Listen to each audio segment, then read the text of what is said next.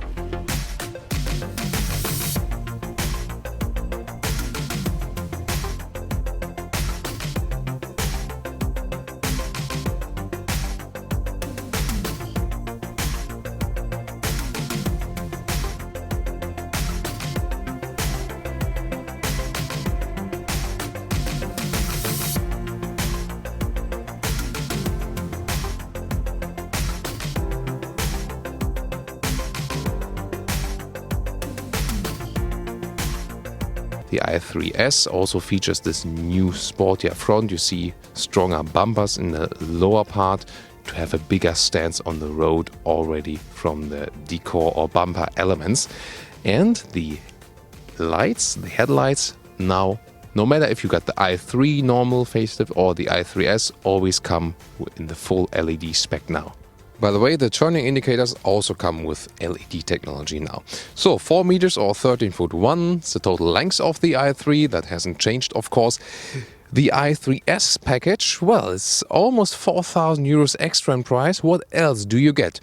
You can maybe also see from here bigger and wider tires, and also the wheel arches are wider, more accentuated. We can even see that better soon from the rear. However, the rims, not only 19 but 20-inch from standard equipment in black, that it also looks a little bit more evil. So in the rear you can see the full scale of this sports package. The wheels, as I said, 2 centimeters wider, with the wheel arches also on both sides, that they really fit in there. So overall 4 centimeters wider, and the sport suspension built in here 10 millimeters lower. So overall a little bit lower, a little bit wider with this new sporty look. I think it does fit the vehicle. What about you? Tell me your thoughts. So let's talk about the engine. Well, I can't fool i3 owners with that. There's nothing in the front. Engine and battery, 27 kilowatt hours, are stored where they have better effect on the weight distribution of the vehicle. So here in the front, you just get, a bag for the charging cables and stuff, and can put in some wiper fluid. But as we are standing here at the classic side of where an engine would be with old vehicles, let's talk about the engine. Because here with the i3s, we got a horsepower upgrade, 184 horsepower instead of 170. And this brings down the acceleration figure to 100 kilometers an hour or 62 miles an hour to 6.9 seconds instead of 7.3. So that's the power upgrade you have. The official range also goes down then a little bit, but it more depends really on how you are driving. That is bigger effect. In general, the i3 with the facelift with the battery that was already introduced a little bit earlier is now at about 200 kilometers real electric driving range as we tested it, or 125 miles.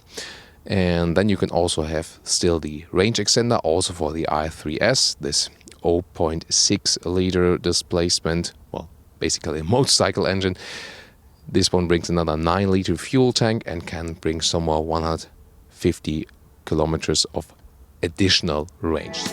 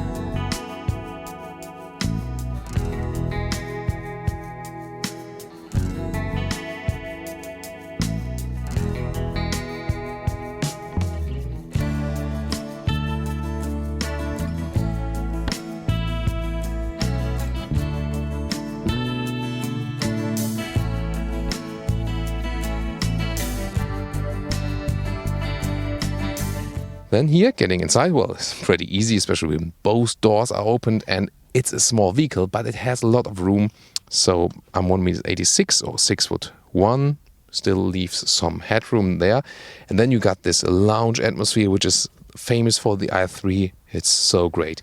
Still, it's a couple of years old now, this interior, but still has this wow effect also, or especially from your perspective now, again with the wide use of matte wood. And well, the display stands on its own basically, but here in this vehicle it somehow works. The upper part buttons could be left out, meanwhile, I think. Volume control. Then you can also, when you turn on the heating, you can control it right there. And here also the strength of the vents. And that's basically it. The glove box can be opened right there. Some room inside. As this.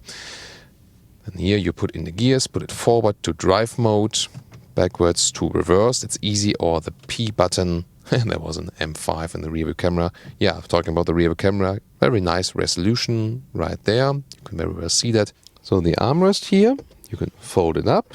Then you have this old school mobile phone holder inside. You can flip the whole thing up. Then you only have one USB port here. Should be two, shouldn't it? 12-volt power supply next to it. Electric handbrake. Then this one here is the control terminal for the infotainment system, turning and pressing. Then some hotkeys to reach the map directly, for example. You can pull a lever here behind the head restraints and then flip it, but you cannot push it any more forward by this. However, well, I have the seat as I would be driving, as a rather tall person, and it's a really, really short vehicle. So still, I can sit here, and that's, I think, pretty remarkable. For me, it would be better when the driver now would be sitting a little bit higher, that I can put my feet a little bit better under the seat. Well, I'm sitting a little bit cramped here in the rear, but I mean, considering the short length of this vehicle, it's really totally okay. And if the driver would be a little bit smaller, or I would restrict myself as a driver a little bit, putting the seat a little bit higher, a little bit more in the front, or for example, like the co-driver seat can be put more in the front, then you have really enough room. You can really use this vehicle also with 4 adults, and that's very rare in this size, in this segment. Also headroom-wise, this still does exactly fit. And now let's open the trunk. Here we go. And we've left the cabin trolley inside. You can see the sizes. It's actually the even loading sill because, you know, engine, battery element stuff are also placed below that. Then you can also remove the top cover like this. It can easily be removed as well. And good thing, they kept also this latch here, that you can also flip the seat right from here. Here we go, because otherwise you would have to go across, open the front door, open the rear door, and then do it. So it's good that they have really thought about that. So and then you can even load things through, put the front seat a little bit more in the front for the maximum loading setup. You can flip the seat even. That would be it. And I would like to know, has anyone ever fitted a mountain bike with a demounted front tire in here? I would like to know that. If you have done so far, tell me in the comments. Just let's hammer throttle with the i3s. You ready, guys?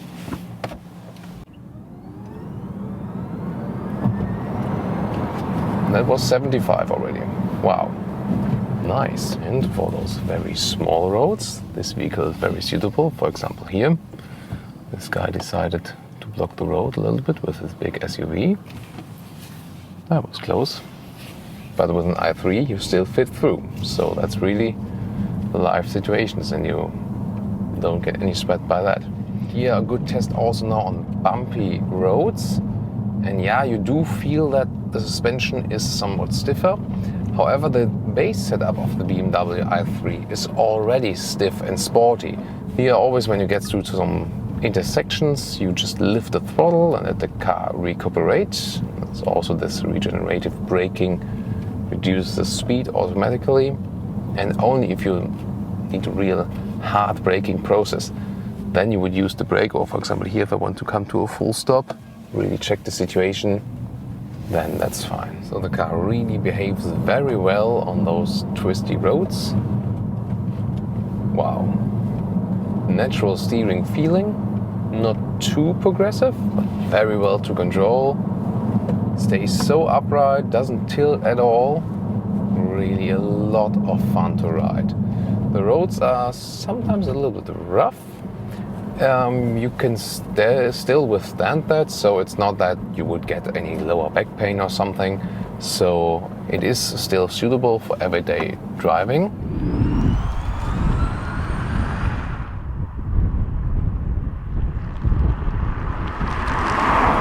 And now to our conclusion for today, BMW i3s. Well, for those who thought that the i3 does not look sporty enough yet, well, with this sports package, with the new i3s version, there is now another alternative, and I think it does do the car very well.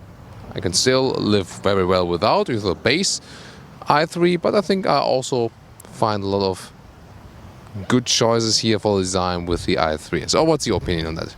Interior is surely the main unique focus of this vehicle.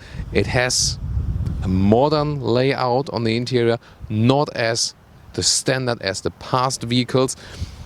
On quite short length, you have a lot of room on the interior, and it is really a lounge atmosphere just to feel very pleasant. I like that. Of course, it makes most sense when you combine them with the two sustainable seating options, and that fits then also to the other recycling materials in the basic concept of this vehicle. Driving wise, it's such a super fun car, and it drives even sportier than it looks. The difference i3s to the normal i3, well, I mean, it's not that huge, but I think that's also important because otherwise it would have become too stiff and actually too uncomfortable. There's still everyday comfort available by that. If you seek more comfort, then stay with the base model. If you seek more sportiness, then pick the i3s to get a little bit more boost, a little stiffer suspension and so on, also with bigger wheels. So you have the choice there right now. Other than that, also the normal i3 gets some design tweaks. Main changes is that you always get the LED headlights, and even before, there was this battery update, which is also pretty crucial because the realistic value of 200 kilometers or about 125 miles per hour, you can already work with that for sure. So I would like to hear your opinion on the BMW i3s. What do you think? And I hope we could solve all your questions. If you have some more, then put them in the comments, and maybe also our community can help then and help each other by answering those questions that are still left over. Thank you so much for watching Autogefühl. Tune in next time.